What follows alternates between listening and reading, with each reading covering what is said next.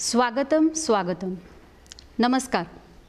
राष्ट्रसंत तुकडोजी महाराज नागपूर विद्यापीठ स्नातकोत्तर मराठी विभाग आणि विदर्भ साहित्य संघ यांच्या संयुक्त विद्यमाने आयोजित नागपूरचे सुप्रसिद्ध कवी शरदचंद्र मुक्तिबोध यांच्या जन्मशताब्दी वर्षानिमित्त होणाऱ्या व्याख्यानमालेत आपणा सर्व रसिक मान्यवरांचे, रसिक श्रोत्यांचे मी अमृता इंदुरकर मनपूर्वक स्वागत करते.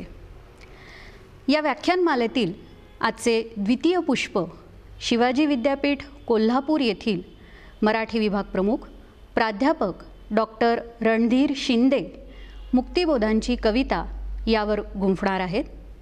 तत्पूर्वी नागपूर विद्यापीठातील स्नातकोत्तर मराठी विभाग प्रमुख डॉक्टर प्रमोद मुनघाटे यांना मी प्रास्ताविकासाठी आमंत्रित करते.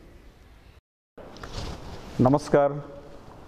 आजच्या या प्राध्यापक शरदचंद्र मुक्तिबोध जन्मशताब्दीच्या निमित्तानं आयोजित व्याख्यानमालेचे अध्यक्ष आमच्या राष्ट्रसंत तुकडोजी महाराज नागपूर विद्यापीठाचे सन्माननीय कुलगुरू डॉक्टर सुभाष चौधरी, आमचे या कार्यक्रमाचे सहआयोजक विदर्भ साहित्य संघाचे अध्यक्ष माननीय मनोहरराव म्हैसाळकर, तसेच आमच्या विभागातील सर्व सहकारी विद्यार्थी आणि या व्याख्यानासाठी उत्सुक असलेले सर्व रसिक प्रेक्षकांचे मी विद्यापीठाच्या मराठी विभागातर्फे स्वागत करतो.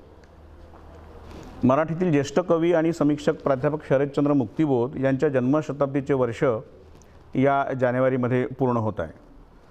खरं म्हणजे यंदाचं संपूर्ण वर्ष आपलं कोरोनाशी दोन हात करण्यात गेलं आहे. त्यामुळे अनेक गोष्टींना आपण मुकलो आहोत. त्यात साहित्य आणि सांस्कृतिक क्षेत्र हे सुद्धा आलं.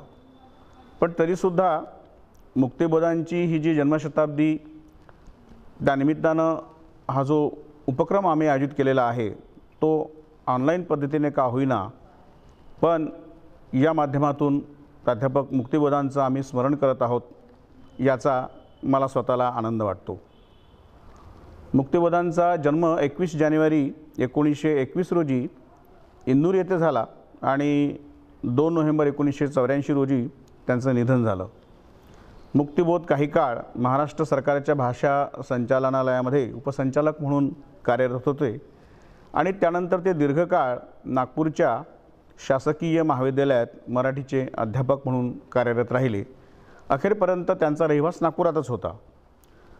मुक्तिबोध यांचं एकूणच मराठी साहित्यातील योगदान आणि नागपूरशी असलेला त्यांचा हा संबंध लक्षात घेता राष्ट्रसंत तुकडोजी महाराज नागपूर विद्यापीठाच्या आमच्या मराठी विभागाने त्यांची जन्मशताब्दी साजरी करण्यासाठी एक आयोजन करावं असं ठरलं.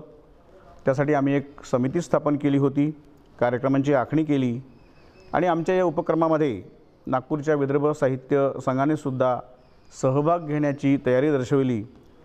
त्याबद्दल प्रथमच मी विसा संघाचे अध्यक्ष माननीय मनोहरराव म्हैसाळकर आणि सरचिटणीस विलास मानेकर यांचा आभार मानतो.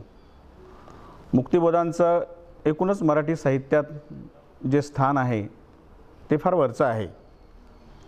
आपण केशवसुतांना आधुनिक मराठी कवितेचं जनक मानतो आणि मराठी कवितेला पुढचं वळण मराठेकरांनी दिलं असं समजतो आणि त्यामुळे मराठेकरांना आपण दुसरे केशवसूत असे संबोधतो.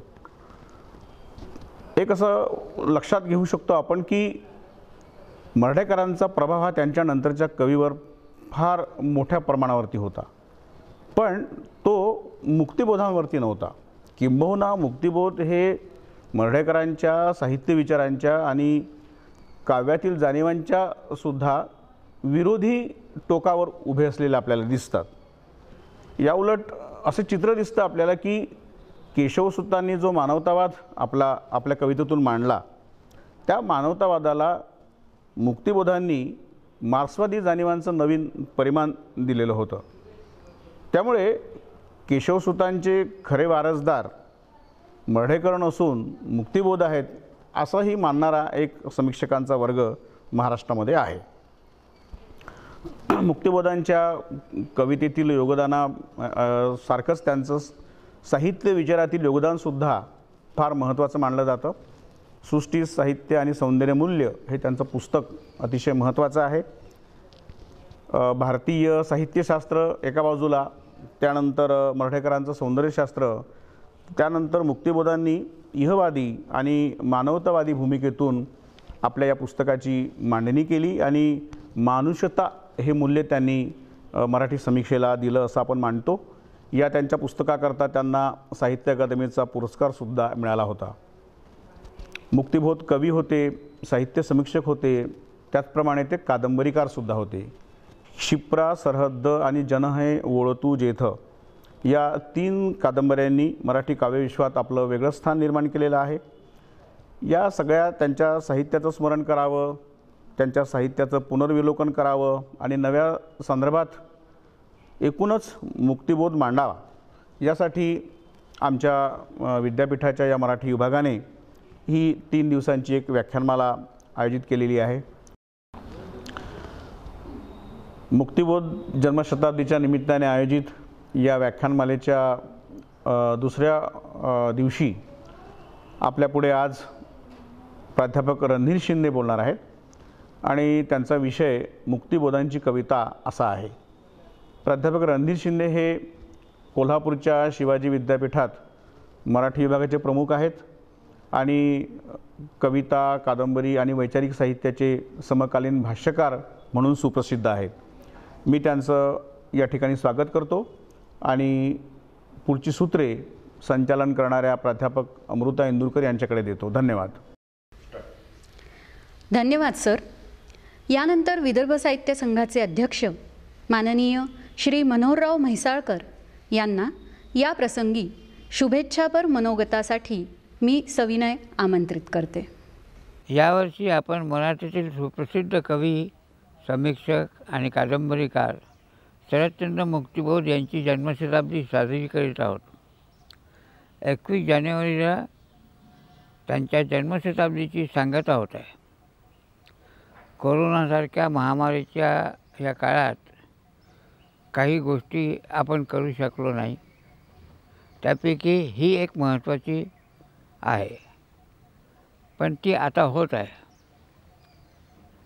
हे समाधान नक्कीच आहे. मुक्तिबोधांचं मराठीतील साम्यवादी कवी म्हणून, समीक्षा म्हणून, विचारवंत म्हणून, कादंबरीकार म्हणून असलेलं स्थान अतिशय महत्त्वाचं आहे. त्यांनी आपल्या साहित्यातून मांडलेला माणुसतेचा विचारही हा मराठी साहित्यात तो अपूर्व होता. कवी अनिल, विंदा करंदीकर, मुक्तिबोध, नारायण सुर्वे या मंडळींनी मराठीत साम्यवादी कवितेची पायाभरणी जशी केली तसाच तो विचारही प्रभावीपणे मांडला. त्या विचारांना अधिक टोकदार आणि स्पष्ट करून आपल्या लेखनातून मांडण्याचा आणि त्याद्वारे मराठी साहित्य विश्व अधिक समृद्ध करण्याचं श्रेय निश्चितपणे मुक्तिबोधांना जातं. त्यांचा जन्मशताब्दी सोहळा विदर्भ साहित्य संघ आणि राष्ट्रसंत तुकडोजी महाराज नागपूर विद्यापीठ यांच्या संयुक्त विद्यमाने आयोजित होत आहे. या सोहळ्याला मी माझ्या मनपूर्वक शुभेच्छा देतो आणि नव्या पिढीला मुक्तिबोधांच्या साहित्याची नव्याने ओळख पटेल असा विश्वास प्रकट करतो. थांबतो. धन्यवाद सर. आजच्या कार्यक्रमाचे अध्यक्ष राष्ट्रसंत तुकडोजी महाराज नागपूर विद्यापीठाचे कुलगुरू माननीय सुभाषजी चौधरी यांना अध्यक्षीय भाषणासाठी निमंत्रित करते. सर्वांना नमस्कार. विदर्भ साहित्य संघाचे अध्यक्ष मनोहरराव म्हैसाळकर तसेच आजच्या व्याख्यानाचे सन्माननीय वक्ता, या व्याख्यानमालेचे आयोजन आमच्या मराठी विभागाचे प्रमुख डॉक्टर प्रमोद मुनघाटे आणि त्यांचे सर्व सहकारी, तसेच या व्याख्यानमालेकरिता उपस्थित सर्व प्राध्यापक, विद्यार्थी व रसिक मित्र हो. प्राध्यापक शरदचंद्र मुक्तिबोध जन्मशताब्दी निमित्त आमच्या विद्यापीठाच्या वतीने 3 दिवसाची व्याख्यानमाला आयोजित केली, याचा मला आनंद झाला आहे. तसेच या व्याख्यानमालेच्या आयोजनात नागपूरची विदर्भ साहित्य संघ ही संस्था सहभागी झालेली आहे, याचा तर मला विशेष आनंद वाटतो. त्यासाठी साहित्य संघाचे अध्यक्ष माननीय श्री मनोहर म्हैसाळकर यांना मी त्यासाठी धन्यवाद देतो. आपणा सगळ्यांना माहीतच आहे की कवी शरदचंद्र मुक्तिबोध हे मराठीतील एक प्रमुख कवी होते.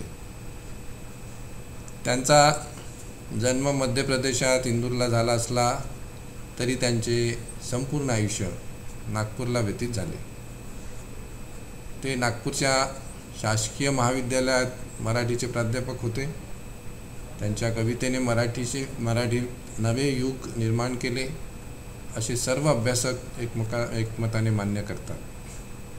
कवितेबरोबर प्राध्यापक शरदचंद्र मुक्तिबोध यांनी आपले स्वतःचे साहित्यशास्त्रही निर्माण केले होते, नवीन सिद्धांत मांडले होते. त्यासाठी त्यांना साहित्य अकादमी पुरस्कारही मिळाला आहे, याचा आपल्या सगळ्यांना अभिमान आहे. म्हणूनच त्यांच्या जन्मशताब्दीनिमित्त आमच्या विद्यापीठाने एक व्याख्यानमाला आयोजित केली आहे. आजच्या व्याख्यानमालेकरिता मी आपणा सगळ्यांना शुभेच्छा देतो. धन्यवाद सर. आजचे व्याख्याते डॉक्टर रणधीर शिंदे यांचा परिचय व प्रास्ताविक सादर करण्यासाठी नागपूरचे डॉक्टर राजेंद्र नाईकवाडे यांना पाचारण करते. रसिक हो, नमस्कार. मराठीतील नवकाव्याचे एक जनक शरदचंद्र माधव मुक्तिबोध यांच्या जन्मशताब्दी वर्षाच्या निमित्तानं राष्ट्रसंत तुकडोजी महाराज नागपूर विद्यापीठाचा स्नातकोत्तर मराठी विभाग आणि विदर्भ साहित्य संघ नागपूर यांनी संयुक्तपणे एका व्याख्यानमालेचं आयोजन केलेलं आहे.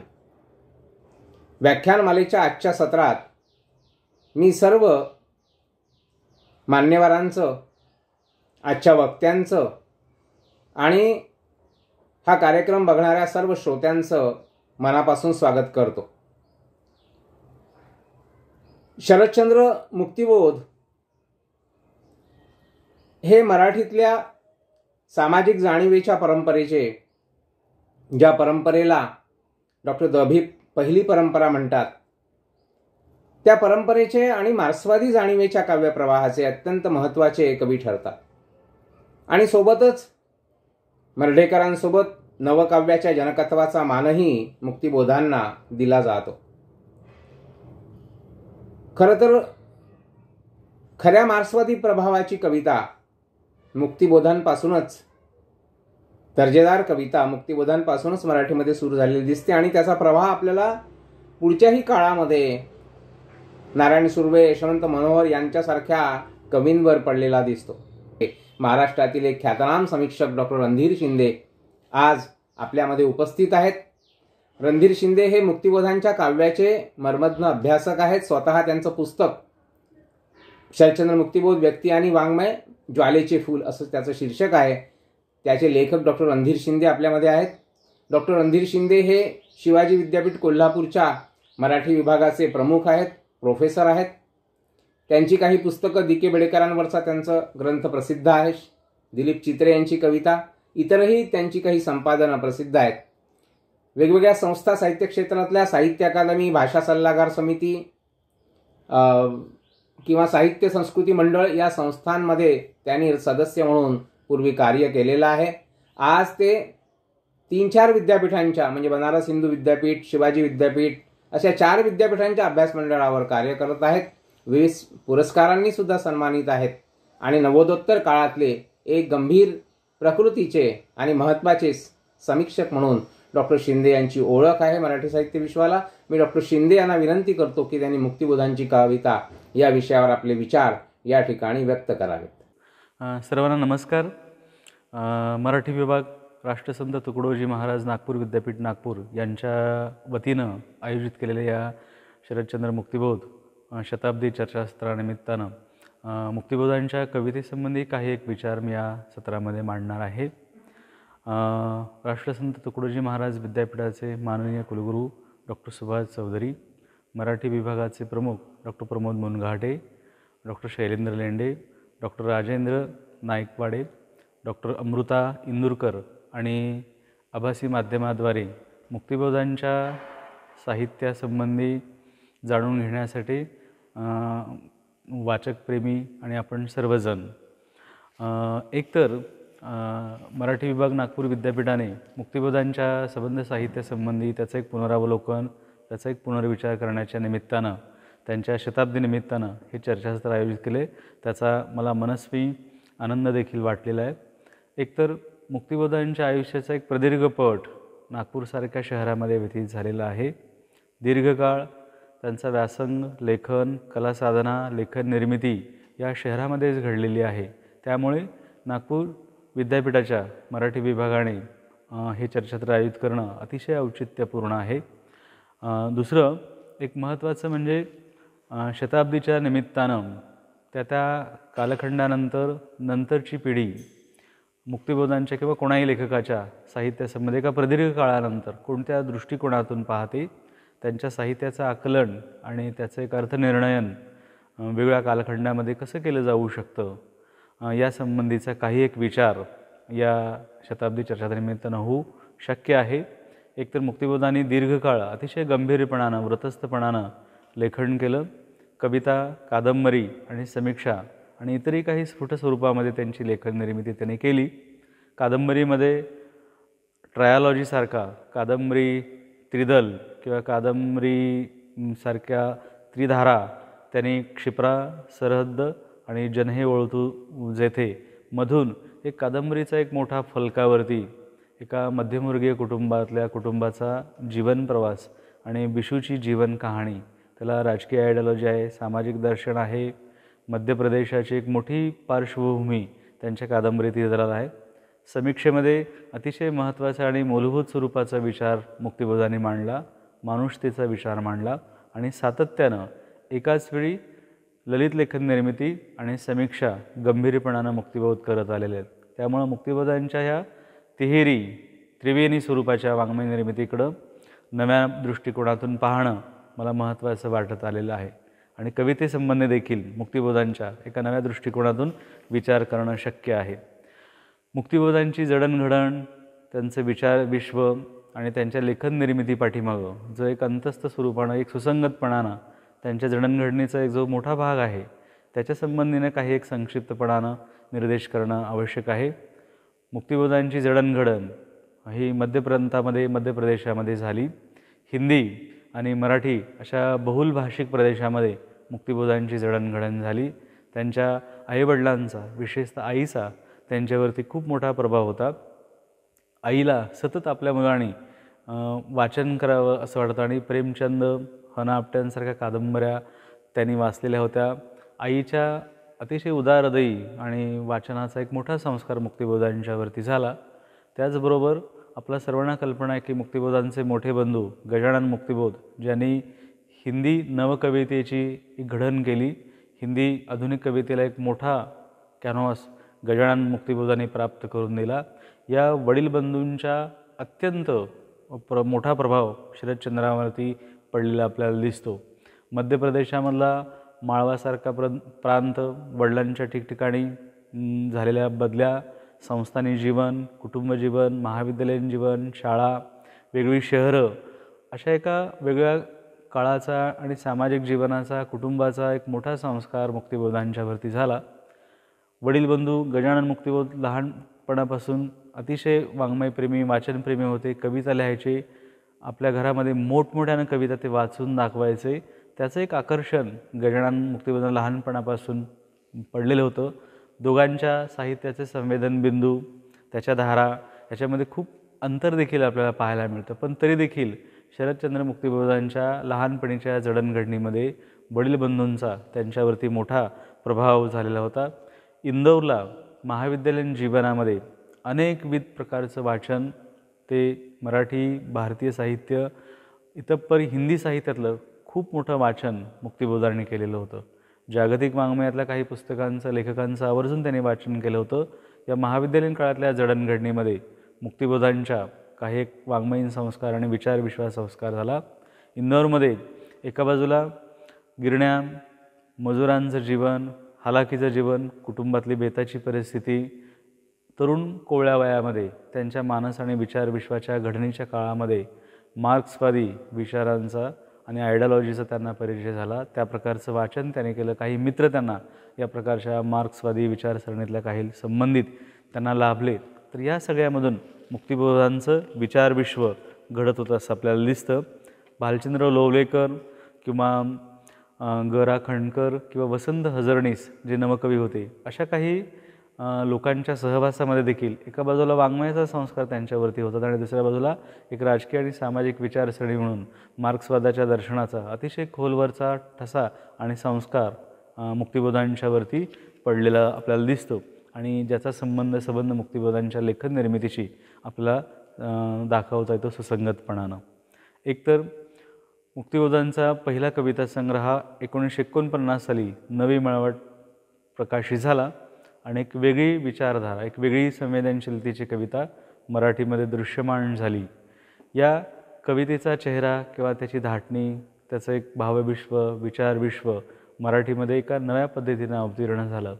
मला इथं अतिशय नम्रपणानं आणि आवर्जून नमूद करा असं वाटतं, नवी मळवट या संग्रहाला त्यांनी 49 साली जी पहिल्या आवृत्तीला प्रस्तावना लिहिली आणि 1964 साली दुसऱ्या आवृत्तीला त्यांनी जी प्रस्तावना, प्रदीर्घ स्वरूपाची प्रस्तावना लिहिली. मुक्तिबोधांच्या भावविश्वाचं, त्यांच्या जडणघडणीचं, निर्मिती प्रेरणांचं, वाङ्मयीन आविष्काराचं आणि एकंदर त्यांच्या वर्ल्ड व्ह्यूचं, विचारविश्वाचं अंकन मुक्तिबोधांच्या या नवी मळवटच्या प्रस्तावनेमध्ये अतिशय मर्मग्राही, साक्षेपी आणि मराठी नवकवितेचा, मराठी कवितेतल्या धारांचा, त्यातल्या प्रवाहांचा अंतर्गत सुसंगतपणानं वेध घेणारी प्रदीर्घ अशा प्रकारची अत्यंत मर्मग्राही प्रस्तावना मुक्तिबोधांनी लिहिलेली आपल्याला दिसतात. आधुनिक कवितेच्या दोन धारा, दोन परंपरा ते मांडतात. एक नवकवितेची परंपरा की ज्याच्यामध्ये ऱ्हासशील आणि व्यक्तिवादी, निराशावादी अशा प्रकारची परंपरा आहे आणि दुसरी परंपरा ही आशावादी, समाजवादी किंवा साम्यनिष्ठ, सामाजिक बांधिलकीला अग्रक्रम देणारी ही आशावादी परंपरा, सामाजिक जाणिवेची धारा. तर या दोन धारांमधले अंतर्गत परस्पर संबंध, त्यातला विरोध, त्यातली वैशिष्ट्य, त्यातल्या मर्यादा मुक्तिबोधांनी फार साक्षेपानं त्यांच्या प्रस्तावनेमध्ये नमूद केलेले आहेत. आणि मला सांगायला फार वेगळा असा उल्लेख वाटतो की मराठी समाज, मराठी संस्कृती, मराठी वाङ्मय ज्या दिशांनी, ज्या नव्या काळामध्ये बदलत होतं, पालटत होतं, त्याचे अत्यंत स्वागतशील साक्षीदार म्हणून मुक्तिबोधांच्या संबंध प्रस्तावनेकडे आपल्याला पाहावं लागतं. 64 सालाच्या प्रस्तावनेमध्ये त्यांनी असं म्हटलं होतं की आजच्या कालखंडामध्ये बहुजन समाज जागृत झालेला आहे आणि बहुजन समाजाच्या स्वातंत्र्यामधूनच संपूर्ण मानवतेचे आणि व्यक्तींचे स्वातंत्र्य जवळ येणार आहे व उच्चतर जीवनाकडे वाटचाल होणार आहे. महाराष्ट्रातल्या भविष्यामधल्या काही खुणांचा, बदलांचा भविष्यदर्शी अशा प्रकारचा वेध मुक्तिबोधांच्या त्या प्रस्तावनेमध्ये होता. ही देखील बाब इथं आवर्जून नमूद करण्यासारखी आहे. मुक्तिबोधांचे 3 कविता संग्रह प्रकाशित झाले, नवी मळवट, यात्रिक आणि सत्याची जात. सत्याची जात हा त्यांच्या मरणोत्तर मृत्यूपश्चात कविता संग्रह प्रकाशित झाला. ह्या 3ही संग्रहामधील काही वेगळेपणाच्या निरीक्षणांच्या स्वरूपाची काही निरीक्षणं मी मांडणार आहे. एकतर मुक्तिबोधांची कविता ही आधुनिक मराठी काव्य परंपरेतील मार्क्सवादी जाणिवेची, मानववादी परंपरेतली अतिशय महत्त्वाची कविता आहे. त्याला स्वतःची एक दृष्टी आहे, व्हिजन आहे, जगाकडे बघण्याचा त्यांचा म्हणून मुक्तिबोधांचा एक वेगळा डोळा किंवा दर्शन, दृष्टिकोन देखील आहे. आणि आपल्या सर्वांना माहीत आहे की मुक्तिबोधांच्या संबंध विचारसरणीमध्ये, विचारविश्वामध्ये मार्क्सवादाला, सकारात्मक पॉझिटिव्ह मार्क्सवादाला एक राजकीय आणि सामाजिक विचारविश्व म्हणून अतिशय महत्त्वाचं स्थान आहे. त्यांच्या लेखन निर्मितीचा एक मोठा ऊर्जा स्रोत म्हणून मार्क्सवादी जीवनदृष्टीला आपल्याला आवर्जून उल्लेख करावा लागतो. या प्रस्तावनेमध्ये अतिशय थेटपणानं आणि स्वच्छपणानं मुक्तिबोधांनी नमूद केले की मार्क्सवादाला आत्मसात करूनच पुढे जाता येईल, नाकारून नव्हे. मार्क्सवाद या शब्दाच्या उच्चारानेच ज्यांच्या डोक्यात तिडी कोटते त्यांनी हे पुस्तक न वाचले तरी चालेल. अशा प्रकारचा काहीसा अभिमानाचा, स्पष्टवक्तेपणाचा स्वर मुक्तिबोधांच्या त्या प्रस्तावनेमध्ये मार्मिकपणे त्यांनी नमूद केलं आहे. आणि म्हणून मार्क्सवाद हे मानवी जीवनाचं, कल्याणाचं, वेलफेअर स्टेटचं एक महत्त्वाचं साधन आहे आणि त्या जीवनदृष्टीचा मार्क्स दर्शनाचा आपण अंगीकार करायला पाहिजे. अगदी जन हो वळतू जेथे या कादंबरीचा शेवट ज्यांनी ते शीर्षक त्यांनी वापरले आणि रामदासांचे तो एक पद वापरले, एक ओळ वापरले की जन जेथे वळतू, जनांचा सागर जिथे विसावतो आहे, मिसळतो आहे, अशा समूहामध्ये, अशा समाजामध्ये मला मिसळायचं आहे आणि नवं काहीतरी करण्याचं आहे. या प्रकारचं त्या काळातलं एका बाजूला राष्ट्रीय स्वातंत्र्याचं किंवा राष्ट्रवादाचं आणि जे सामाजिक बांधिलकीला महत्त्व मानणारं अशा प्रकारचा दृष्टिकोन आहे, तर मार्क्सवादी दृष्टिकोनाचा त्यांच्या लेखन निर्मितीमध्ये उपस्थिती फार महत्त्वाची आहे. आणि म्हणून ही एक प्रेरणा त्यांच्या मार्क्सवादाची आहे. याबरोबरच मार्क्सवादांच्या संबंध लेखनाचा एक दृष्टिकोन मार्क्सवादाशी निगडीत म्हणजे जीवनातल्या, जगण्यातल्या, वास्तवातल्या द्वंद्वात्मकतेच्या आधारानं आपण जीवनानुभव ग्रहण करणं आणि जगाची बांधणी, रचना ही काहीतरी द्वंद्व गोष्टीवर निर्माण झालेली आहे. गरीब आणि श्रीमंतासारखा भेद असेल, अनेक प्रकारचे भेद सामाजिक जीवनामध्ये आहेत, विषमता आहे पराकोटीची. तर जीवनातल्या द्वंद्वाच्या मुळाशी असणाऱ्या सनातन जीवनसत्तेची जाणीव देखील माझ्या कवितेची प्रेरणा असं त्यांनी म्हटलं आहे. मार्क्सवादाकडून एका मूलभूत अशा उच्चतर अशा व्यापक अशा प्रकारच्या मूलभूत द्वंद्वास्तव जाणीवेचं एक निर्मिती स्रोत ते सांगत राहतात. आणि हे जीवन गतिशील स्वरूपाचं आहे आणि गतिशील जीवनामध्ये हे द्वंद्वात्मक दर्शन हा माझ्या मनाचा प्रत्यय आहे. आपल्या जीवनानुभवाचा, संवेदनशीलतेचा अर्क सांगणारं हे विधान आहे. ह्या द्वंद्वात्मक अनुभवातून माझ्या प्रज्ञेची मूस घडलेली आहे आणि माझा बघण्याकडे जगाचा डोळा हा द्वंद्वात्मकतेचा आहे. आणि या द्वंद्वात्मक डायलेक्टिकमधून मी जीवनाचं दर्शन घेतो. तर ही एक महत्त्वाची त्यांच्या कवितेची महत्त्वाची प्रेरणा आहे. आणखी एक ठिकाणी त्यांनी फार चांगलं असं नमूद केलं की सृष्टी आणि मानव यांच्या संबंधाबद्दल मुक्तिबोधांचं म्हणून एक परिप्रेक्ष्य आहे. मुक्तिबोध ह्या सगळ्यांच्याकडं कशा पद्धतीनं पाहतात, मानव आणि निसर्ग, मानव आणि सृष्टी यांच्या संबंधाकडं, नात्यांच्याकडं ते कोणत्या दृष्टिकोनातून पाहतात. आणि म्हणून सृष्टी व मानव, मानव व मानव यांच्यातील खंडित झालेले मैत्र प्रत्यक्षात एका उच्चतर पातळीवरती सामूहिक साकार करण्याच्या दिशेनेच मानवी इतिहासाची प्रगती होत आहे व होत राहील. तर या द्वंद्वात्मक इतिहासाबद्दल, परंपरेबद्दल पाहण्याची एक मुक्तिबोधांची एक वेगळी दृष्टी आहे. या इतिहासाचं एक वेगळं दर्शन आहे, ते गतिशील स्वरूपाचं आहे, चैतन्य स्वरूपाचं आहे आणि ती माणसाची प्रगती ह्या इतिहासाला साक्षींपुढं होत राहणार आहे, असा एक मोठा आशावाद मुक्तिबोधांच्या निर्मितीमध्ये आपल्याला पाहता येतो. मुक्तिबोधांच्या कवितेचा विचार करत असताना देखील मराठीतली मार्क्सवादी काव्य परंपरेतली एक महत्त्वाची कविता म्हणून आपण त्याचा निर्देश केला. एकतर ह्या द्वंद्व अशा रूपातून मानवी जीवनाची कशी घडण झालेली आहे आणि समाजामध्ये अनेक प्रकारची विषमता कशा पद्धतीनं आकाराला आलेली आहे. तर या विषमतेबद्दल, गरीब आणि श्रीमंतीच्या भेदाबद्दल, मजूर आणि भांडवलदार, कामगार आणि भांडवलदार यांच्या नात्यांच्याकडं ते कशा पद्धतीनं पाहतात आणि एक मार्क्सवादी दृष्टिकोनाचा अप्रोच म्हणून कवितेमधून ते कशा पद्धतीनं भारित करत राहतात. एखादी राजकीय विचारसरणी आणि ती मानवी संबंधाबद्दलची आहे, मानवी आणि निसर्ग यांच्या संबंधाबद्दलची आहे, तर ती पद्यातून, कवितेतून कशा पद्धतीनं भारित करतात. गद्यामधून सांगणं की जिथं विवेकाचा संबंध आहे, स्पष्टीकरणाचा संबंध आहे, तार्किकतेचा संबंध आहे, पण कवितेसारख्या अतिशय संदिग्ध अशा आणि संक्षिप्त अशा गोठीवशा काव्यप्रकारामध्ये एखादी विचारदर्शन सांगणं ही फार जिकिरीची आणि आव्हानप्रद अशा प्रकारची गोष्ट असते. म्हणून मुक्तिबोधांच्या संबंध कवितेमध्ये मार्क्सवादी जीवनदृष्टीचा एक मोठा विलोभनीय अशा प्रकारचा आविष्कार झालेला आपल्याला दिसतो. हे जग अन्यायी जग आहे, पीडित अशा प्रकारचं जग आहे, शोषणाचं जग आहे, कुणाच्या तरी शोषणात उभं राहिलेलं हे मुठभरांचं, अल्पसंख्याकांचं, भांडवलदारांचं, श्रीमंताचं, धनिकांचं हे जग आहे. आणि या प्रकारचा एक पेच ताण मुक्तिबोधांच्या संबंध कवितेमध्ये आहे.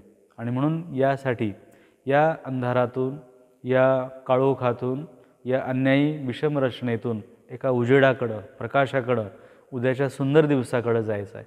आणि त्याचं एक सुसंगत अशा प्रकारचं सूत्र मुक्तिबोधांच्या कवितेमध्ये ते नकारात्मकतेतून, विध्वंसेमधून, युद्धप्रवृत्तीमधून ते एका सकारात्मक पॉझिटिव्ह अशा ऋणात्मक अशा धनऋणात्मक अशा स्वरूपाचा एक पेच मुक्तिबोधांच्या कवितेमध्ये आणि उद्याकडे जाणार आहे. आणि उद्याचं विश्व हे मार्क्सवादामध्ये ज्या प्रकारची आयडियॉलॉजीमध्ये अतिशय आदर्शवादी कल्पनाशील अशा प्रकारचं राज्य, मानवी स्वातंत्र्याचं, मानवी समतेचं, विषमतारहित सर्वसामान्य जगण्यांचं, समष्टींचं एक जग आहे आणि तिकडं जाण्याचा एक प्रवास. तर असं एक सूत्र, कल्पसूत्र मुक्तिबोधांच्या कवितेमध्ये एका विषम पीडित अन्यायी रचनेकडून अंधाराकडून उजेडाकडे जाणाऱ्या कवीचं एक भावसंवेदन मुक्तिबोधांच्या कवितेमध्ये आहे. एक प्रकारचं मेलेल्या जीवाचं उदास गाणं म्हणून देखील त्यांच्या कवितेला महत्त्व आहे. पोटपाट एक भाकरीचे स्वप्न, पोटाचेच गोळे फार मोठे विघ्न, विकात्या बाजारी लोटाविरीत परंतु पडू द्या अन्न खळगीत. या प्रकारचा एक पराकोटीचा परात्मभाव, एक प्रकारचं तुटलेपण जे सामान्य माणसांचं आहे, कष्टकऱ्यांचं आहे, मजुरांचं आहे, कामगारांचं आहे.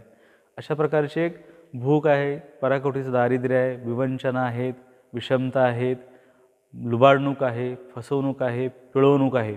असं एक भावविश्व मुक्तिबोधांच्या कवितेमध्ये सतत पाहायला मिळतं. आणि म्हणून एक प्रकारची पोलादी चौकट काचणारी, मानवी स्वातंत्र्याचा संकोच करणारी आणि त्याला सतत बांधून ठेवणारी एक पोलादी काच, जो जड स्वरूपाचा आहे, चैतन्य स्वरूपाचा नाही आहे, गतिशील स्वरूपाचा नाही आहे, असं एक गोठवलेलं जग मुक्तिबोधांच्या कवितेमध्ये सतत आपल्याला पाहायला मिळतं.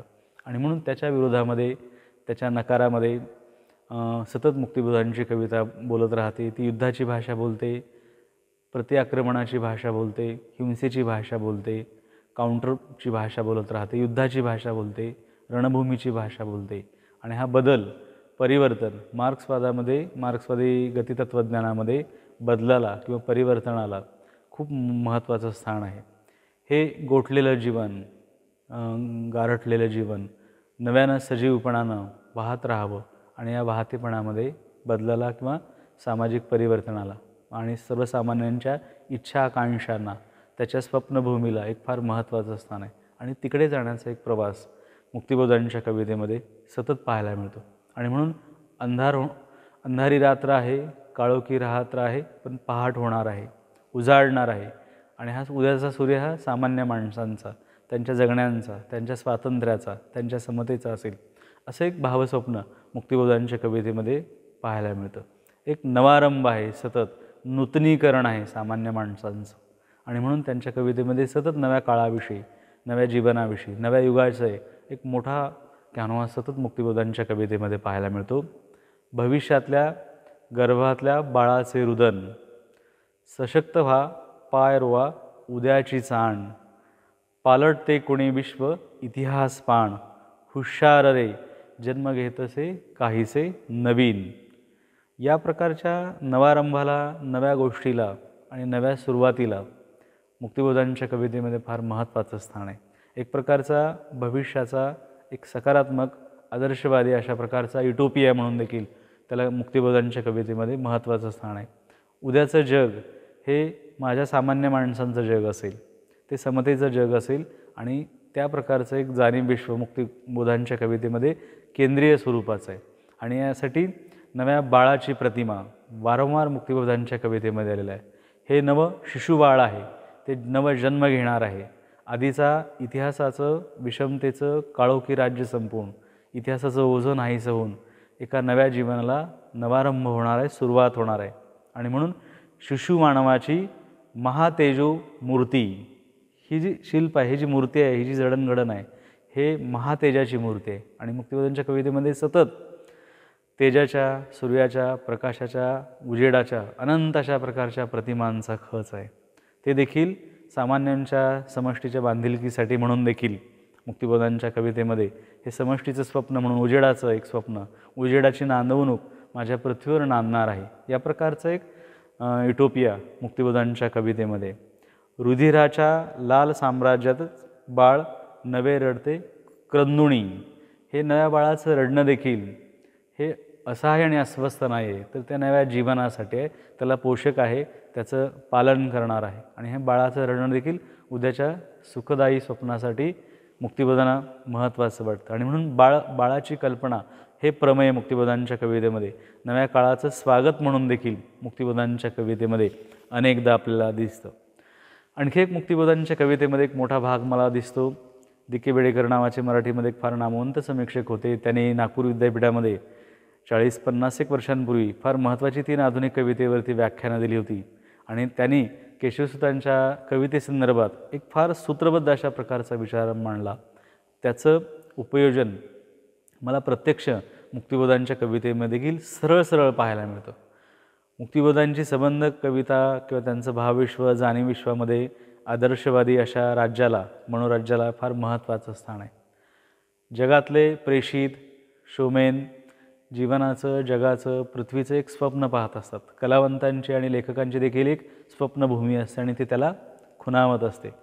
तर ही सामाजिक बांधिलकी मांडणाऱ्या समाजाला महत्त्व देणाऱ्या गरिबांच्या आणि कष्टकऱ्यांच्या भावविश्वाला मुखरित करणारी ही भविष्यातली स्वप्नसृष्टी असते, स्वप्नभूमी असते. तर ह्या स्वप्नबंधाचा स्वप्नभूमीचा अतिशय विलोभनीय अशा प्रकारचा आविष्कार मुक्तिबोधांच्या कवितेमधून झालेला आणि तो त्यांचा आवडता कल्पनाबंध देखील आहे. भारतातल्या किंवा जगातल्या अनेक कलावंतांनी आकाश आणि भूमी यांचं प्रमेय किंवा मिलन कल्पिलेलं आहे. ते लोकपरंपरेमध्ये आहे, अन्य लेखनामध्ये देखील आहे. तर अशा प्रकारचा एक कल्पनाबंध मुक्तिबोधांच्या कवितेमध्ये सतत भेटत राहतो. मुक्तिबोधांच्या संबंध कवितेमध्ये आकाश आणि भूमी याचं नेपथ्य किंवा हा भूगोल किंवा हा अवकाश का आलेला आहे, तो निव्वळ वस्तुनिष्ठतेसाठी किंवा एक कविकल्पना म्हणून आलेला नाही आहे. तर मुक्तिबोधांच्या मनामध्ये जे एक मानवतेचं अतिशय विशाल उच्चतर अशा प्रकारचं स्वप्न होतं आणि ही स्वप्नभूमी त्याचं एक अंकन आणि रेखांकन मुक्तिबोधांच्या संबंध कवितेमध्ये सतत आहे. की जसं केशवसुतांच्या कवितेमध्ये स्वर्गसृष्टीचा एक सतत पाठलाग आहे. भूमी आणि स्वर्ग यांचं मनोमिलन व्हावं आणि स्वर्गीची आनंदमयता पृथ्वीवरती नांदावी हे प्रेषिताचं कलावंताचं एक स्वप्न आहे. देवांचं राज्य एका वेगळ्या अर्थानं आजचे लोक ज्या अर्थानं धार्मिक लोक देवांचं राज्य म्हणतात त्या अर्थानं देवांचं राज्य नव्हे, की ज्या राज्यामध्ये सामान्य माणसाला सुखाचे दिवस घालवता येतात, त्याच्या स्वातंत्र्याला मुभा आहे, त्याच्या आविष्काराला एक मोठा अवकाश आहे, सगळ्या प्रकारच्या स्वातंत्र्याला, समतेला, त्याच्या आनंदाला. तर असं एक देवाचं राज्य सतत मुक्तिबोधांच्या कवितेमध्ये मानवतावादाचा एक मोठा युटोपिया म्हणून मोठ्या प्रमाणामध्ये आलेला आपल्याला दिसतो. आणि ते सतत त्यांची प्रज्ञेची झेप सतत भूमीवरून आकाशाकडे जाते. हे आकाश विराट स्वरूपाचं आहे, ते सूर्याच्या रूपामध्ये आहे, ते स्त्री पुरुषांच्या किंवा भूमी आणि आकाश या कल्पनाबंधांना देखील ते व्यक्त झालेलं आपल्याला दिसतं. आणि ह्या सुखमय अशा मानवी राज्याच्या मागणीसाठी या प्रकारचं एक जाणीवसूत्र मुक्तिबोधांच्या कवितेमध्ये सतत आलेलं आपल्याला दिसतं. ही पृथ्वी नभाच्या मिलनासाठी सतत आसुसलेली आहे. तर हा एक सतत परस्परांचा समर्पणाचा, शरण्यभावाचा, सामाजिक माणसांसाठी फलदायी ठरणारा, सुफळ ठरणारा कल्पनाबंध मुक्तिबोधांच्या कवितेमध्ये सतत भेटत राहतो. वसुदेच्या हृदयाची पीडा सीमापार झालेली आहे आणि प्युन्य अपरंपार प्रीत नभाची. तर ह्या नभाविषयी आकाशाच्या प्रीतवैभवाची गाणी किंवा तो एक कल्पनाबंध मुक्तिबोधांच्या मानवतावादाचा जाणीवेचा एक विचारव्यूह म्हणून सतत मुक्तिबोधांच्या कवितेमध्ये मोठ्या प्रमाणामध्ये आलेला आपल्याला दिसतो. यात्रिक या संग्रहामध्ये त्यांची मराठीची नगरी नावाची एक फार चांगली दीर्घ कविता आहे.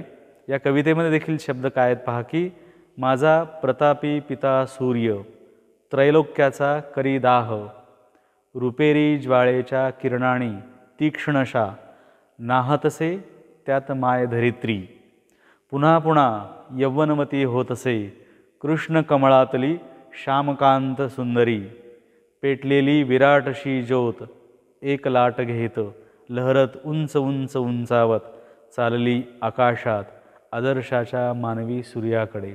तर या प्रकारचा एक पितृरूपी कल्पनाबंध आणि जो आकाश आणि पृथ्वीच्या नांदवणुकीसाठी, सरळ मिसळणीसाठी, एकोप्यासाठी, एकत्वासाठी, एका अर्थानं ही अद्वैताकडं जाण्याची, चांगल्या अर्थानं मानवी सुखासाठी आणि कल्याणासाठी, तर असा एक विरोधभावाचा परंतु सरळ मिसळणीचा एक कल्पनाबंध मुक्तिबोधांच्या कवितेमध्ये सतत आहे. अमर आहे सृजनेच्छा धरिणीची, कारण अखंड आहे सूर्याकडे तिची धाव. ह्या भूमीची धाव सतत सूर्याकडं आहे. तर हा माता पिता रूपी कल्पनाबंध मानवी कल्याणासाठी, त्याच्या सुखसंवर्धनासाठी, त्याच्या इच्छा आकांक्षासाठी मुक्तिबोधांच्या कवितेमध्ये सतत भेटत राहतो. आणि त्याचबरोबर मुक्तिबोधांचं स्वप्न काय आहे तर येई येई महाकवी आज मुक्त कंठाणे अन्नसागराचे प्रेमसरितांचे गीत गा साम्य सूर्याखाली नव्या प्रजेच्या विकासाचे गीत गा. तर असे एक आयडिओलॉजिकल दृष्टिकोन मुक्तिबोधांच्यामध्ये की नवा साम्य सूर्य उगवणार आहे आणि त्यासाठी ह्या साम्य समाजाच्या वाटचालीसाठी आकाश आणि पृथ्वीचं हे मनोमिलन होत राहावं या प्रकारची एक आकांक्षा मुक्तिबोधांच्या कवितेमध्ये आहे. आणि म्हणून एका आशावादाला उद्याच्या दिवसाला उद्याच्या भल्यासाठी एक भावविश्व मुक्तिबोधांच्या कवितेमध्ये मोठ्या प्रमाणामध्ये. मुक्तिबोधांच्या कवितेमधल्या आणखी 2 सूत्रांचा मी या ठिकाणी विचार करतो. एक म्हणजे त्यांच्या कवितेमध्ये निसर्ग संवेदनाचा एक वेगळा अशा प्रकारचा आविष्कार आहे. विशेषतः नवी मळवाटमध्ये निसर्ग आणि प्रीतबंधाचा एक वेगळा अशा प्रकारचा आविष्कार झालेला आहे. आणि त्या पाठीमागं देखील या मार्क्सवादी दृष्टिकोनाचा किंवा त्यांचा मानव आणि निसर्ग मानव आणि सृष्टी यांच्या संबंधाचा जो दृष्टिकोन आहे तो त्यांच्या कवितेमध्ये आपल्याला पाहायला मिळतो. एक प्रकारचं हे भावविश्व आहे ते व्यक्तिगत आणि नेणिवेतल्या मनातल्या काही गोष्टींचं अंकन करणारं निसर्गाविषयीचं एक वेगळं भूतकाळामध्ये अखंड अशा प्रकारचा धारण केलेला अनुभवलेला निसर्गाविषयीचा देखील ही पाठलाग आहे. वर्षागम पाऊसधारा सांज श्रावण ढग किंवा किती मधुर जादू एकलेपणाची मस्त पिती निलिमा उंच त्या नभाची राणीवणी डोंगरी जादू मधुर. तर निसर्गाकडे एक मॅजिकल जादुई पद्धतीने पाहणं. मानवापेक्षा निसर्ग हा काहीतरी उच्चतर अशा प्रकारची गोष्ट आहे आणि त्या निसर्गाच्या ठायी अनेक गोष्टी सामावलेल्या आहेत. आणि माझ्या मनाची रुजवात किंवा त्याची एक तद्रूपता माणसाची निसर्गाशी होते. तर त्या निसर्गाची एक उच्चतर अशा प्रकारची आणि जी व्यक्तिगत नेणेविषयी मनाशी निगडीत आहेत अशा काही भावावस्था मुक्तिबोधांनी त्यांच्या निसर्गविषयक संवेदनेमधून व्यक्त केलेली आपल्याला दिसतात. एका अर्थानं या कवितेचा निसर्गाशी एक सुखसंवाद चालू आहे. त्याचबरोबर एक प्रकारची या निसर्गाच्या सोबतीमधली परात्मता देखील आहे. एक व्याकुळ आठवण आहे, गतस्मरण आहे भूतकाळातल्या निसर्गाविषयीचं. त्याच्यातले एक विसंवादाचे देखील चित्र आहेत. किंवा पुढच्या काळामध्ये हा निसर्गाचा आणि माणसाचा संबंध तुटलेला आहे आणि माणूस एकाकी होत चाललेला आहे. माणसाच्या विध्वंसकारी गतीनं या निसर्गाला काळा डब्बा त्यांनी लावलेला आहे. आणि म्हणून हा विसंवाद देखील निसर्गाच्या निमित्तानं मुक्तिबोधांच्या कवितेमधून अखेरच्या काही कवितांमधून आल्या आपल्याला दिसतो की एक वेल आहे, त्या वेलीची मुळाशी घाव घातला जातो आणि ती वेल कोसळते आणि जणू काही तिचा मृतदेह किंवा प्रेत निचेष्ट अशा प्रकारचं पडतं. तर एका बाजूला निसर्गाशी असणारं एकटेपण, त्याच्याशी सुखसंवाद, त्याची व्याकुळ आठवण, त्याचबरोबर निसर्गाचं एक विध्वंसकारी रूप देखील मुक्तिबोधांच्या कवितेमध्ये आपल्याला भेटत राहतं. या सूत्राला अनुसरूनच मुक्तिबोधांच्या कवितेमध्ये प्रीतबंधाचा प्रेमभावनेचा एक अतिशय वेधक आणि वेगळ्या अशा प्रकारचा आविष्कार झालेला आपल्याला दिसतो. एक म्हणजे मानवी चैतन्याची खून म्हणून ह्या प्रेमबंधाचा आविष्कार त्यांच्या कवितेमध्ये अतिशय उत्कट तरल वाटावी अशा प्रकारची नवी मळवाटमधली त्यांची ही प्रीत जाणीवेची कविता आहे. त्या निसर्गाच्या सानिध्यामधली या प्रेमबंधाची विविध रूपं त्यांनी व्यक्त केलेली आहेत. तिच्या आणि त्याच्या संबंधातला हा मनोगताचा एक संभाषिताचा एक देखील भाग आहे. भूतकाळातल्या आठवणी आहेत, त्यातलं एकटेपण आहे, विसरलेपण आहे, त्यातली उदासीनता आहे, क्षणक्षण गुंफित जीवन, पवित्र बंधन या प्रकारची जाणीव आहे. आणि निसटलेल्या प्रीतभूतकाळाचा अनावर अशा प्रकारचा पाठलाग देखील मुक्तिबोधांच्या कवितेमध्ये एक प्रकारची नॉस्टेल्जिया आहे, गतस्मरण देखील मुक्तिबोधांच्या काही प्रेमविषयक कवितामध्ये आहे. आणि म्हणून विसर क्षणांचे मृदू नाते, पाठीशी सुखदुःखाचे ओझे या दृष्टिकोनातून देखील त्याचा आविष्कार झालेला आहे.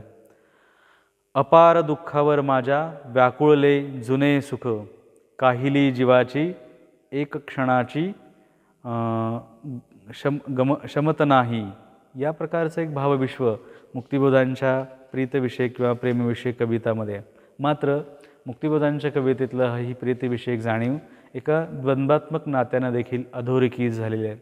माझ्या स्वतःची वैयक्तिक निष्ठा आणि अवैयक्तिक अशी सामाजिक निष्ठा यातला एक अंतर्विरोध मुक्तिबोधांच्या प्रेमविषयक कल्पनामध्ये किंवा सूत्रामध्ये सतत व्यक्त झालेला आहे. व्यक्तिगत जाणीव महत्त्वाची का सामाजिक जाणीव महत्त्वाची असा एक विचार कलह किंवा द्वंद्व त्यांच्या मनामध्ये आहे. आणि एका अशा अवस्थेमध्ये ह्या बाहेरच्या समाजाच्या गतीला आपण प्रतिसाद द्यायला पाहिजे. माझ्या व्यक्तिगत आत्मगत अशा प्रीतभावाचा विलोप केला पाहिजे, विराम दिला पाहिजे. आणि समाजप्रीती मला महत्त्वाची आहे, समाजाचं प्रेम मला महत्त्वाचं आहे, तिकडं विसर्जित झालं पाहिजे. या प्रकारची एक जाणीव मुक्तिबोधांच्या कवितेमध्ये अनेकदा व्यक्त झालेली आपल्याला दिसते. वैयक्तिक प्रीती ही मानवी प्रीतीच्या आड येऊ शकते याचं एक भान कदाचित मार्क्सवादी जीवनदृष्टीमुळे त्यांच्यामध्ये आलेलं असावं. आणि सतत त्या बाहेरच्या आवाजाला, बाहेरच्या जगाला, बाहेरच्या प्रेमाला, प्रतिसादाला, सामूहिक प्रेमाला, मानवी प्रेमाला ते प्रतिसाद देत आहेत असं एक भावजग त्यांच्या कवितेमध्ये. एका कवितेमध्ये त्यांनी फार चांगलं त्याबद्दल लिहिले ओळे आहेत की सतत प्रवासी उठेन मी, मग ऐकून दूर कुणाची, अनावर मला ओढील माया दूरदूरच्या गे रस्त्यांची. ही जी माया आहे दूरदूरच्या रस्त्यांची, ती व्यक्तिगत नाही, ती सामूहिक स्वरूपाची माया आहे. त्या लोकांच्यामध्ये मी विसर्जित होणार आहे, तिकडे मी जाणार आहे. आणि म्हणून जनसागरी मिळेन तेव्हा सापडेन कधी निराळा, मला बोलविल दूरदूरच्या राजपथांचा गरम धुराळा. हे सरळ सरळ सामाजिक आणि राजकीय आणि सामाजिक विचारदर्शनांचा अंकण आहे. वैयक्तिक प्रेमाचा विलय करून सामूहिक प्रेमाकडे जाण्याचं एक भावविश्व मुक्तिबोधांच्या कवितेमध्ये मोठ्या प्रमाणामध्ये आलेलं आपल्याला दिसतं. या मुक्तिबोधांच्या कवितेमध्ये देखील एक प्रकारच्या प्रेमभावामध्ये वैयक्तिक निष्ठेमध्ये पेक्षा अवैयक्तिक निष्ठेच्या बाजूला जात असताना मुक्तिबोधांच्या कवितेमध्ये सहचरी किंवा प्रियसीचं एक वेगळं अशा प्रकारचं रूप व्यक्त झालेलं आपल्याला दिसतं. जे पुढं काही कवींमध्ये आपल्याला मोठ्या प्रमाणामध्ये मिळते की मुक्तिबोधांच्या कवितेतली सखी किंवा प्रिया ही त्याच्या सामाजिक जीवनामध्ये, सामाजिक कार्यामध्ये सहभागी होणारी आहे. त्याची ती साथीदार आहे, एक सोबतीन आहे. आणि म्हणून तिचा सहवास, तिची उपस्थिती देखील राजकीय आणि सामाजिक दर्शनाला अतिशय उपयुक्त वाटणार आहे. आणि म्हणून नव्या सूर्याच्या प्रकाशाखाली बसू दोघेही आणि गाईन मीही, नव्या छंदाच्या डफावरती सूर्ययुगाचे प्रदीप्त गाणे, खांद्याशी सूर्ययुगाचे नवीन नाते, नवीन प्रीती, नवीन रीत. तर ही मुक्तिबोधांची नवीन रीत आहे, नवीन प्रीत आहे, नवं गाणं आहे सामाजिक बांधिलकीचं, राजकीय विचारसरणीचं. खांद्याशी खांदा, कराशी कर, चरणाशी चरण जुळवून चालत जाऊ अंधाराशी लढत लढत. या प्रकारचा एक लढाऊ बाणा आणि आपल्या कामामध्ये सहभागी करून घेणारा एक भाग मुक्तिबोधांच्या कवितेमध्ये आलेला आपल्याला दिसतो. याच दृष्टिकोनातून मुक्तिबोधांच्या शेवटच्या काही कवितांकडं आपण जाण्याचा प्रयत्न करणार आहोत. मुख्यत्वे सत्याची जात या संग्रहामध्ये एक प्रकार मुक्तिबोधांच्या कवितेमध्ये काहीसा पालट मोठ्या प्रमाणामध्ये झालेला आपल्याला असतो की नवी मळवट आणि यात्रिक या संग्रहातल्या कवितेतल्या जाणीव विश्वापेक्षा अधिक वेगळ्या प्रकारची कविता, पण ते काही गद्य वाटावी, विधानपर स्वरूपाची वाटावी आणि आधीच्या जाणीवीच्यापासून काही एक सांधा निखळलेला आपल्याला दिसतो. एक प्रकारच्या दुभंगपणाची, एक प्रकारच्या विस्कटलेपणाची जाणीव सत्याची जात या संग्रहामध्ये आहे. एक प्रकारचा आधीचा ठामपणा, आधीची श्रद्धा काहीशी डळमळीत या काळानं झालेली आहे त्यांच्या उत्तर काळातील कवितांमधून. आणि म्हणून त्या जगाकडं पाहण्याचा दृष्टिकोन मुक्तिबोधांचा वेगळ्या स्वरूपाचा आहे. एक प्रकारचं संमिश्र स्वरूपाचं भावविश्व त्याच्यामध्ये आहे, मानवतावादाची धारा त्याच्यामध्ये आहेच आहे. परंतु मुक्तिबोध काहीतरी अडखळत आहेत आणि काही नव्या जगाचा कानोसा घेत आहेत. आणि हे जग मात्र माणसाच्या विपरीत वागण्याने निर्माण झालेलं आहे. कधी कोणी काळी ज्या आदर्शाची बूज राखली, ज्या दर्शनावरती विश्वास ठेवला, हा विश्वास नव्या काळानं काढून टाकलेला आहे. आणि हा पेच, हे दुभंगलेपण मुक्तिबोधांच्या सत्याची जातमधून आपल्याला पाहायला मिळतं. हे जग मिथ्या स्वरूपाचं जग आहे आणि माझा ऊर दुभंगून गेला आहे. मानव म्हणजे अस्सल मरकट. या प्रकारचा एक उपरोध आणि उपहासाची जाणीव मुक्तिबोधांच्या कवितेमध्ये. मनुष्यत्वाची एक एक पायरी उतरत उतरत असत्य तेच सत्य, अनिती तीच नीती, अमानुष तेच मानुष असे ठणकावून पशुसंस्कृतीची दानत निखाल सिद्ध करीत. माणसाचा प्रवास हा पुन्हा पशुत्वाकडं चाललेला आहे. स्वार्थ, अप्पलपोटेपण, फसवलेपण, हिंसा, पराकोटीची अमानवीयता याचे एक रूपं मुक्तिबोधांच्या शेवटच्या संग्रहाकडे येताना आपल्याला पाहायला मिळतात. आणि म्हणून आधीच्या संग्रहापासून त्यांच्या या कवितेचा काही सांधा निखळलेला आपल्याला दिसतो. विसंगतीची चित्र आहेत, यातना, गुलामी, शोषणाची देखील चित्र आहेत. आणि एक सूत्र मात्र या काळामध्ये त्यांचं काहीसं एक श्रद्धेचं विश्व, ज्याला मेटाफिजिक्स आदी भौतिक म्हणू, अशा काही भावजाणीवांचा पदर या कवितांना आहे. त्याचबरोबर पूर्वेच्या देशात उजाळले आहे. युरोपियन कॉन्टेक्समध्ये पुन्हा पूर्वेकडून काहीतरी नवनिर्माण होणार आहे, असा देखील एक श्रद्धाभाव किंवा आशाभाव त्यांच्या मनामध्ये निर्माण झालेला आहे. मरणाविषयी किंवा मृत्यूविषयी देखील एक वेगळं संवेदन मुक्तिबोधांच्या कवितेमध्ये, व्यक्ती आणि समाज मृत्यूबद्दलच्या अनेक नोंदी किंवा जाणीवा मुक्तिबोधांच्या कवितेत आहे. त्याचबरोबर या संग्रहाच्या मुक्तिबोधांच्या जाणीवांमध्ये पालट कसा झाला, आधीच्या नवी मिळवणी यात्रिकमध्ये ज्या प्रकारचं जाणीव जग भावविश्व होतं ते एकदम उलटं नंतरच्या संग्रहामध्ये कसं झालं. सत्याची जातमध्ये एक कवितेचा तुकडा अशा प्रकारचा आहे की एक काळ होता, वृक्ष होतो, वृक्षानंद होतो, परंतु आज पूर्ण दूर झालो आहे.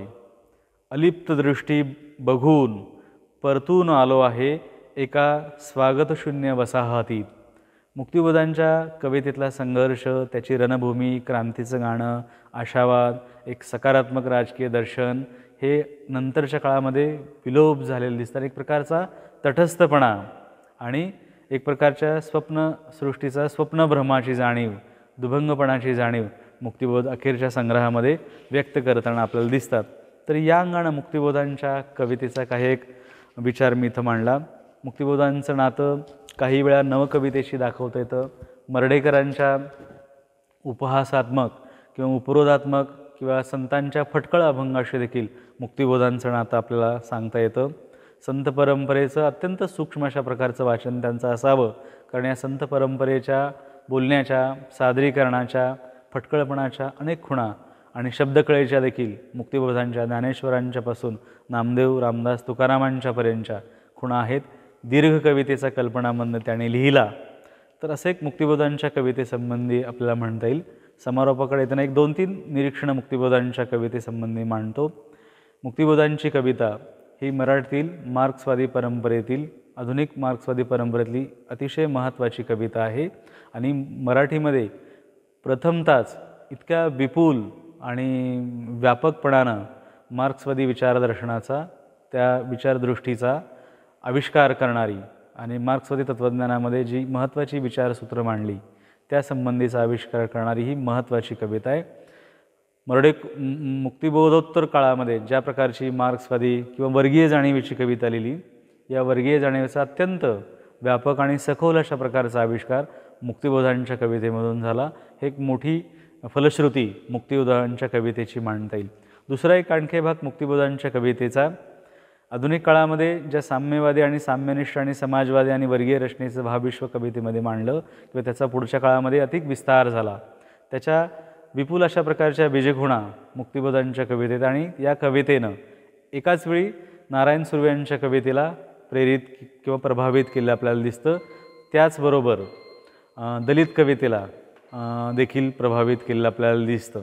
हे देखील मुक्तिबोधांच्या कवितेचं एक महत्त्वाचं वेगळेपण आहे.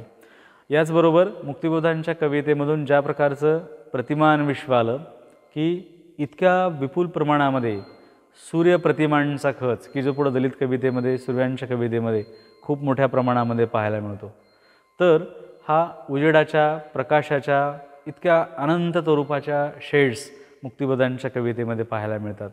त्याचबरोबर रक्त, लाल रंगाला देखील मुक्तिबोधांच्या कवितेमध्ये एक महत्त्वाचं स्थान आहे. एका बाजूला ते मार्क्सवादी तत्त्वज्ञानाशी निगडीत नातं सांगणार आहे, हिंसा किंवा युद्ध, संघर्ष आणि त्यासाठी लाल रंगाचा वापर झाला. त्याचबरोबर एक जीवनाचं गतितत्व म्हणून देखील, एक चैतन्य तत्व म्हणून देखील लाल रंगाची उपस्थिती मुक्तिबोधांच्या कवितेमध्ये मोठ्या प्रमाणामध्ये. तर या अर्थानं देखील मुक्तिबोधांची कविता मराठीतली आधुनिक काव्य परंपरेतली महत्त्वाची कविता आहे. अनेक नव्या जाणीवा आणि आविष्काराची रूपं मुक्तिबोधांच्या कवितेनं मराठीत दिली. या दृष्टिकोनात मुक्तिबोधांच्या कवितेकडे आपण पुन्हा एकदा नव्यानं पाहायला पाहिजे असं मला वाटतं. मुक्तिबोधांच्या कवितेबद्दल काही एक सूत्ररूपाने मी इथं सांगण्याचा प्रयत्न केला. मुक्तिबोधांच्या शताब्दीनिमित्तानं मराठी विभाग राष्ट्रसंत तुकडोजी महाराज विद्यापीठ नागपूर यांनी मला या विषयावर बोलण्याची संधी दिली, त्याबद्दल संयोगांचे आभार मानतो आणि थांबतो. डॉक्टर रणधीर शिंदे यांनी मुक्तिबोधांच्या कवितेवर अतिशय अभ्यासपूर्ण विवेचन केलं. धन्यवाद सर. आपले विवेचन अतिशय मोलाचे ठरेल विद्यार्थी मित्रमंडळींना. आता कार्यक्रम शेवटच्या टप्प्याकडे जातो आहे आपला. आभाराकडे वळते. आजच्या कार्यक्रमाचे अध्यक्ष राष्ट्रसंत तुकडोजी महाराज नागपूर विद्यापीठाचे कुलगुरू माननीय सुभाषजी चौधरी यांनी अध्यक्षपदासाठी स्वीकृती देऊन वेळात वेळ काढून आम्हाला आपल्या शुभेच्छांनी लाभान्वित केले, यासाठी मराठी विभागाच्या वतीने मी आपले मनपूर्वक आभार मानते. विदर्भ साहित्य संघाचे अध्यक्ष माननीय मनोहरराव म्हैसाळकर यांनी शुभेच्छापर मनोगत व्यक्त करून आमचा उत्साह वृद्धिंगत केल्याबद्दल मी त्यांच्याप्रती कृतज्ञता व्यक्त करते. शरदचंद्र मुक्तिबोध यांच्या जन्मशताब्दी वर्षानिमित्त इतक्या देखण्या उद्बोधक कार्यक्रमाचे सुनियोजन केल्याबद्दल स्नातकोत्तर मराठी विभाग प्रमुख डॉक्टर प्रमोद मुनघाटे यांच्याप्रती धन्यवाद व्यक्त करते. व्याख्याते डॉक्टर रणधीर शिंदे यांचा परिचय आणि अतिशय उत्तम असे प्रास्ताविक सादर केल्याबद्दल डॉक्टर राजेंद्र नाईकवाडे यांचे आभार मानते. आज आपल्यासमोर मुक्तिबोधांच्या कवितेवरील विवेचन ज्यांनी अतिशय सुगम ओघवत्या शैलीत सादर केले ते कोल्हापूर येथील शिवाजी विद्यापीठातील मराठी विभाग प्रमुख डॉक्टर रणधीर शिंदे यांचे मनपूर्वक आभार. सरते शेवटी ज्यांच्याशिवाय हा कार्यक्रम यशस्वी होऊच शकला नसता त्या सर्व अभ्यासू रसिक श्रोत्यांप्रती खूप खूप धन्यवाद व्यक्त करते. पुढेही आपणा सर्वांची अशीच साथ मिळत राहो या सदिच्छेसह आजचा कार्यक्रम इथेच संपला असे जाहीर करते. उद्या परत ठीक 6 वाजता मुक्तिबोधांचे कादंबरी विश्वावरती वेबिनार इथे आयोजित केलेला आहे. तेव्हा ठीक 6 वाजता परत इथेच भेटूया. नमस्कार.